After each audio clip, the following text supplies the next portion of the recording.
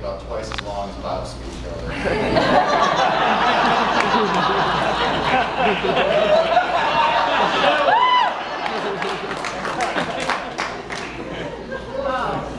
So Chris and I fell in sweet man love with each other over good coffee, homebrew beer, and progressive rock jam band on Chris McGee.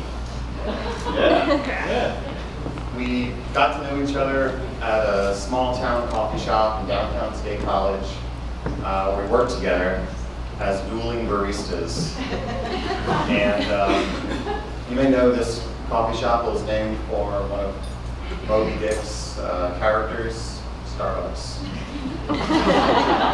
So Chris asked me to be his best man.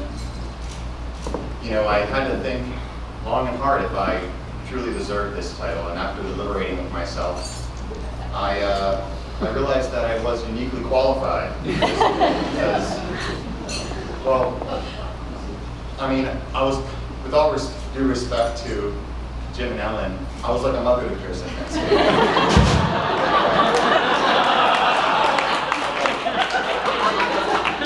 I saw him stagger around naked, and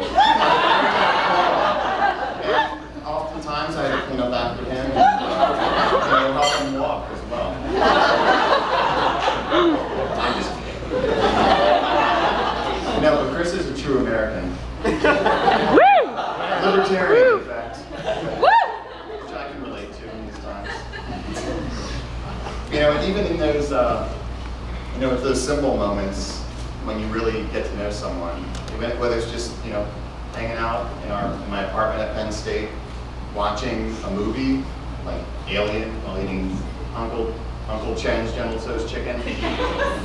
And I now, you know, looking back at that moment, I realized that we can never have that moment ever again. Because Chris is a vegan.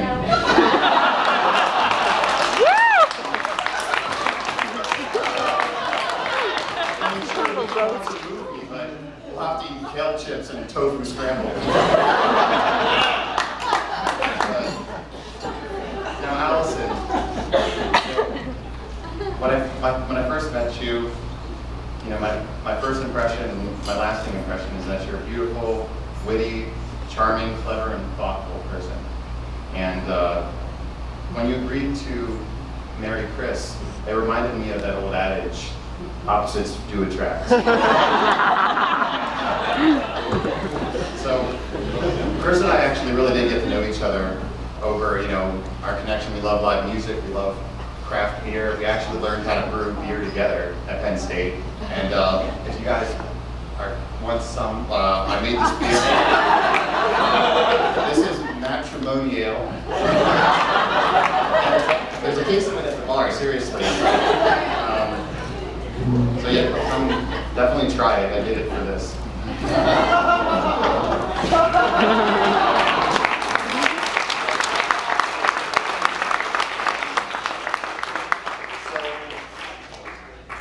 I'm going to make the connection between brewing beer and love and marriage right now.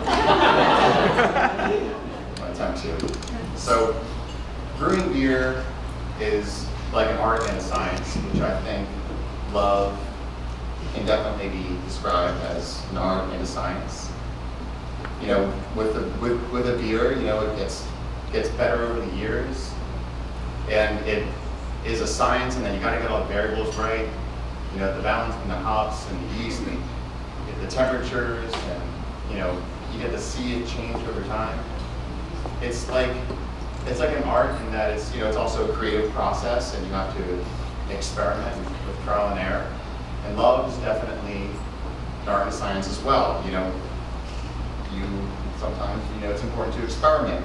You know, trial and error, you know, helps you grow. And you know, you have to try to make sure you get all the variables right. And it's, you know, like an art as well, in that it's subjective and it's beautiful. And, you know, art, like love, is difficult to, it's easier to describe than to define. But when I see Chris and Allison in those moments when they don't, you know, think anyone's looking, I see love. Cheers. Yeah.